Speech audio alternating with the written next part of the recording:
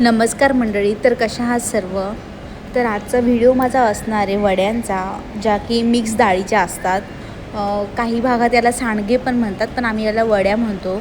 आणि ते बनवण्यासाठी आपण मिक्स डाळींचा वापर करतो आणि हे वर्षभर स्टोअर होतं. तर मग चला सुरुवात करूया.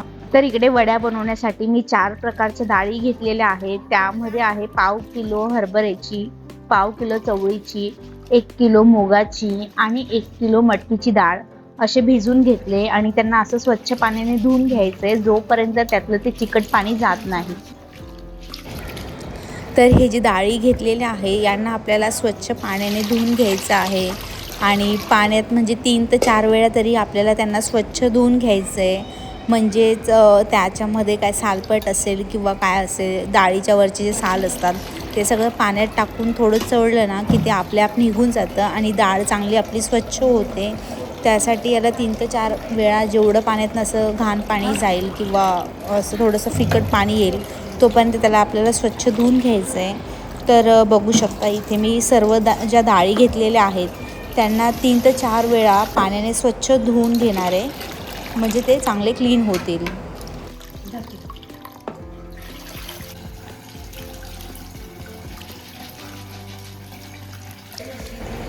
तर बघू शकता आता इकडे डाळी धुतल्यानंतर त्यामधलं म्हणजे थोडंसं पाणी क्लिअर आणि चांगलं दिसतं आहे. याचा अर्थ आपली डाळ आता चांगली धुतली गेलेली आहे.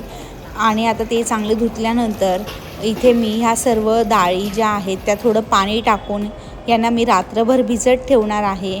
म्हणजेच ते सकाळी आपल्याला मिक्सरमध्ये दळायचे आहेत. हे मी 3 ते 4 तास असं टाईम ठेवून यांना भिजवून ठेवणार आहे आणि सकाळी 3 ते 4 तासानंतर आपण याला चांगलं वाटून घेणार आहोत.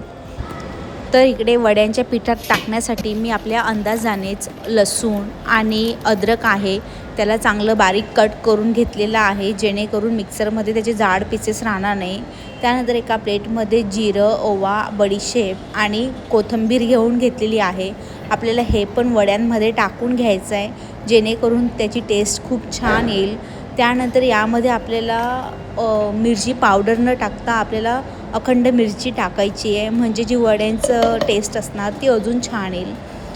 त्यानंतर मी हे सगळ्या डाळी आता सकाळी 3 ते 4 तासानंतर ह्याला मिक्स करून घेतल्या आहेत. पूर्ण डाळी चांगल्या फुलल्या आहेत आपल्या आणि ह्यामध्ये कोथिंबीर, लसूण, अद्रक जे पण मी सामान काढून घेतलेलं होतं ते सगळं यामध्ये टाकून आपल्याला चांगलं ह्याला पेस्ट बनवून घ्यायची आहे. म्हणजे याला चांगलं आपल्याला दळून घ्यायचं आहे, पण याला जास्त पातळ दळायचं नाही आहे, जेणेकरून आपल्या ज्या वड्या आहेत त्या चांगल्या बनल्या पाहिजे. त्यामुळे याला थोडं घट्टच दळायचं आहे.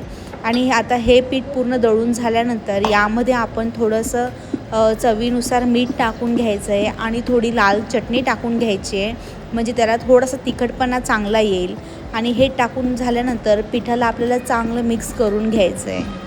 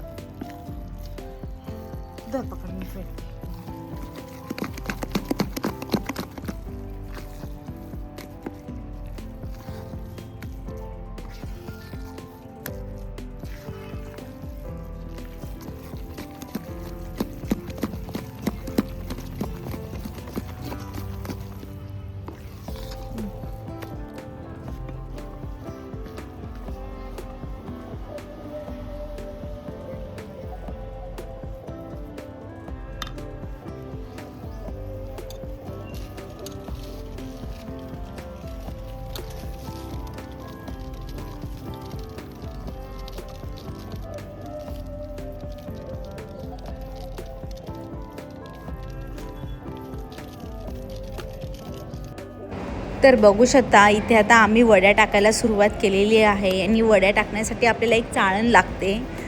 ती जास्त बारीक नाही लागत, म्हणजे आपण जी शेव बनवतो ना मीडियम आकाराची, ती ज्या चाळणीतनं बनवतो ती चाळणी पण चालते. आणि त्यामध्ये हे पीठ टाकून फक्त वरून हाताने प्रेस करायचं आहे आणि खालून बघू शकतात वड्या किती छान पद्धतीने येत आहे. आणि पीठ जास्त पातळ नाही करायचं, ते यासाठीच नाही करायचं की आपल्या वड्यांचा शेप पण चांगला आला पाहिजे आणि आपल्याला वड्या टाकायला पण सोपं झालं पाहिजे. त्यामुळे पीठ थोडंसं आपल्याला कमीच मऊ करायचं असतं. तर बघू शकता आता इकडे फटाफट करून सर्व वड्या लवकर झालेल्या आहेत करून. तर बघू शकता आता आपल्या वड्या बनवून रेडी झालेल्या आहेत आणि ह्या आपण वर्षभर स्टोअर करू शकतो. भाजीला कधी काय नाही मिळालं तर इझिली यांची भाजी फक्त हिरव्या मिरची आणि लसूणमध्ये बनते. तर मग तुम्हाला वड्यांची रेसिपी कशी वाटली, आवडली असेल तर लाईक कमेंट करून नक्की कळवा. थँक्यू.